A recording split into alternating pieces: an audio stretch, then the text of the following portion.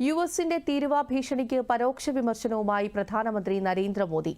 കർഷകരുടെ ക്ഷേമം സർക്കാരിന്റെ പരമപ്രധാന പരിഗണനയായി തുടരുന്നു. പ്രൊഫസർ എം.എസ്. സ്വാമിനാഥന്റെ ജന്മശതാബ്ദിയോടനുബന്ധിച്ച് ന്യൂഡൽഹിയിൽ സംഘടിപ്പിച്ച സമ്മേളനത്തെ അഭിസംബോധന ചെയ്യുകയായിരുന്നു പ്രധാനമന്ത്രി. കർഷകരുടെയും മത്സ്യത്തൊഴിലാളികളുടെയും ക്ഷീര കർഷകരുടെയും താൽപര്യങ്ങളിൽ രാജ്യം വിട്ടുവീഴ്ച ചെയ്യില്ലെന്ന് പ്രധാനമന്ത്രി വ്യക്തമാക്കി. व्यक्तिगत रूप से मुझे बहुत बड़ी कीमत चुकानी पड़ेगी, लेकिन मैं इसके लिए तैयार हूं। मेरे देश के किसानों के लिए, मेरे देश के मछुआरों के लिए, मेरे देश के पशुपालकों के लिए आज भारत तैयार है।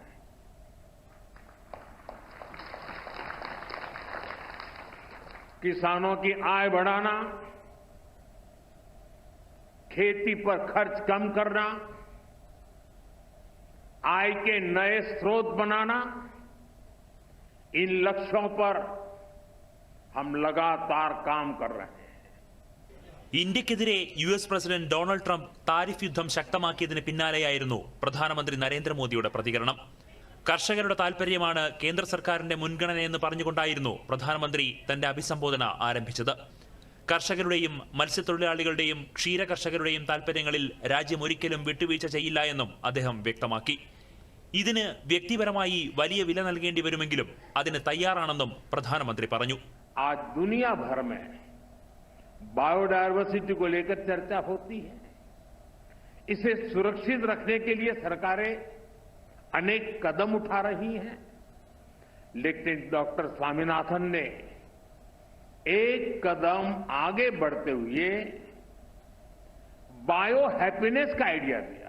പ്രൊഫസർ എം.എസ്. സ്വാമിനാഥന്റെ ജന്മശതാബ്ദിയോടനുബന്ധിച്ചുള്ള അന്താരാഷ്ട്ര സമ്മേളനത്തെ അഭിസംബോധന ചെയ്ത് സംസാരിക്കുകയായിരുന്നു പ്രധാനമന്ത്രി. ഡോക്ടർ എം.എസ്. സ്വാമിനാഥന്റെ ശതാബ്ദി സ്മാരക സ്റ്റാമ്പും നാണയവും പ്രധാനമന്ത്രി പുറത്തിറക്കി.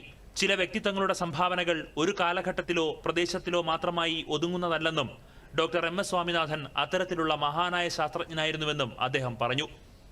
ഇന്ത്യയുടെ കാർഷിക മേഖലയിൽ അദ്ദേഹത്തിന്റെ ആശയങ്ങൾ ഇന്നും പ്രസക്തമാണ്. ഡോക്ടർ എം.എസ്. സ്വാമിനാഥൻ ശാസ്ത്രത്തെ പൊതുസേവനത്തിനുള്ള മാധ്യമമാക്കിയതായും പ്രധാനമന്ത്രി അഭിപ്രായപ്പെട്ടു. കേന്ദ്രമന്ത്രി ശിവരാജ് സിംഗ് ചൌഹാനും സമ്മേളനത്തിൽ പങ്കെടുത്തു. പ്രധാനമന്ത്രിയുടെ നേതൃത്വത്തിൽ രാജ്യത്തെ 80 കോടിയിലധികം ആളുകൾക്ക് സൗജന്യ റേഷൻ നൽകുന്നതായും ധാന്യങ്ങളുടെ ഉൽപാദനം വർദ്ധിപ്പിക്കുമെന്നും കേന്ദ്രമന്ത്രി പറഞ്ഞു. प्रधानमंत्री जी के नेतृत्व में आज 80 करोड़ लोगों को निःशुल्क राशन देने का काम हो रहा है.